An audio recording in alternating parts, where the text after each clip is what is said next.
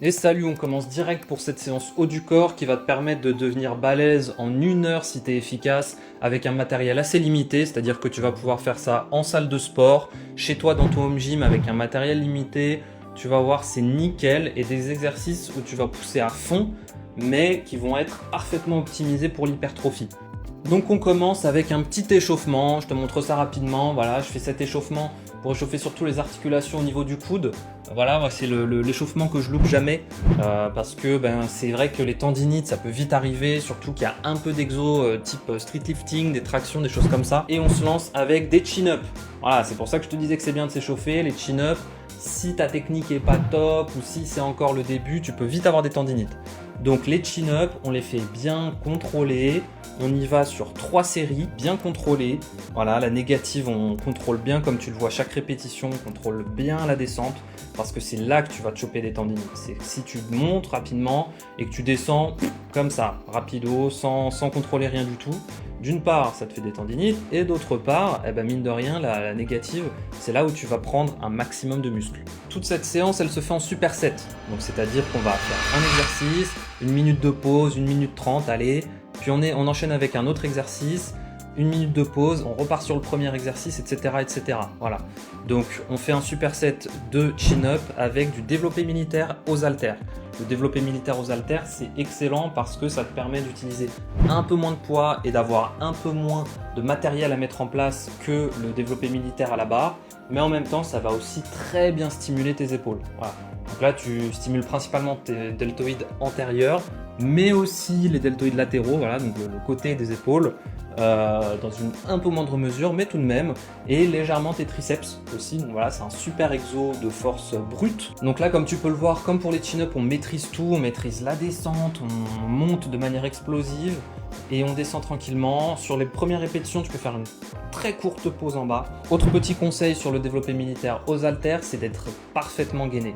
Comme pour les chin-up d'ailleurs, tu peux facilement avoir des petits mouvements de corps qui vont te faire perdre pas mal en force. Donc c'est un mouvement qui est plutôt exigeant, surtout quand tu commences à mettre un petit peu de poids. Il faut un gainage parfait pour pas perdre l'équilibre et pour garder sa force. Et on passe à la suite. La suite, ça va être du rowing halter sur un banc. Alors pourquoi halter? Parce que j'aime bien, parce que la barre c'est très très bien aussi. Mais les haltères, ça permet de réutiliser les haltères que j'utilisais avant pour gagner du temps. Ils sont déjà chargés, je suis déjà échauffé, donc c'est nickel. Et pourquoi je fais ça sur un banc? La stabilité.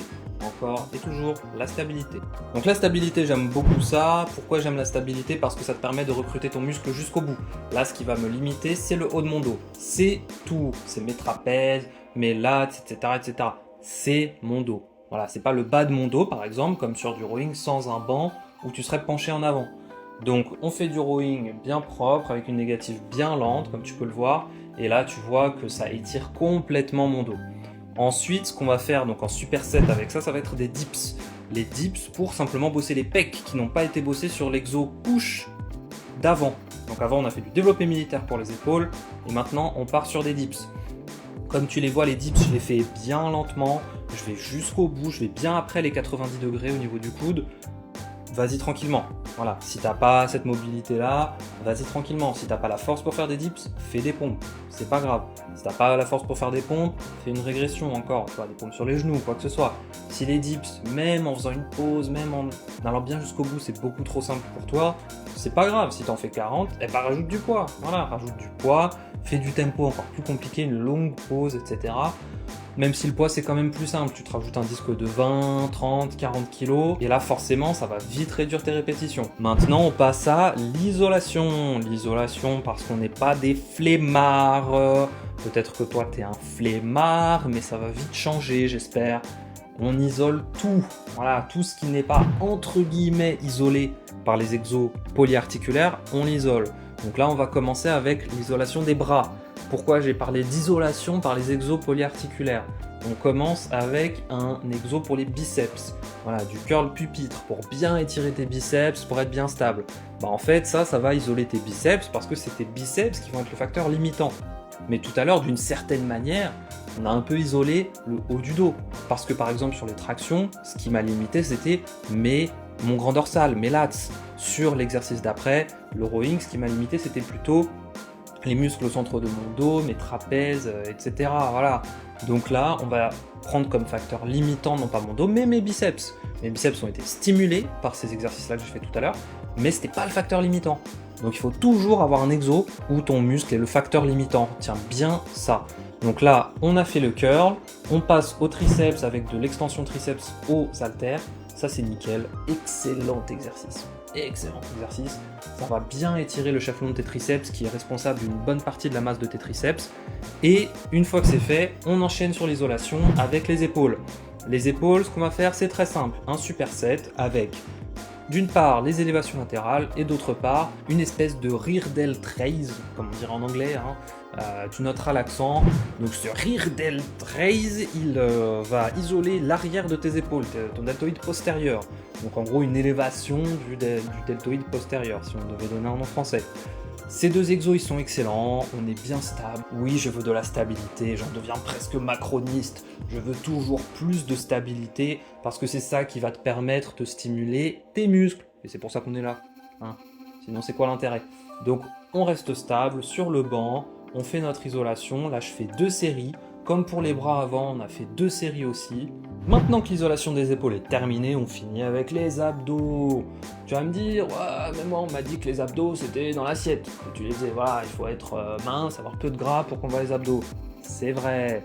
Il y en a d'autres qui vont dire, oui, mais moi les abdos, de toute façon, je les bosse déjà, je fais du squat.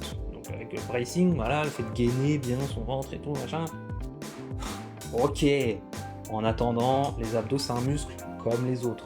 Il faut le travailler, et si tu as des abdos qui passent de 2 cm d'épaisseur à 3, et ben forcément, ils se verront beaucoup plus, même avec un body fat un peu plus élevé. Voilà, donc tu vas pas être obligé d'être maigre pour qu'on les voit. Donc les bosser c'est important, les isoler c'est important, et ça te permet aussi d'être plus athlétique, plus efficace sur les autres exercices, parce que un bon gainage et des abdos forts, c'est très important pour notamment les exos de force et les exos polyarticulaires. Donc la séance est terminée.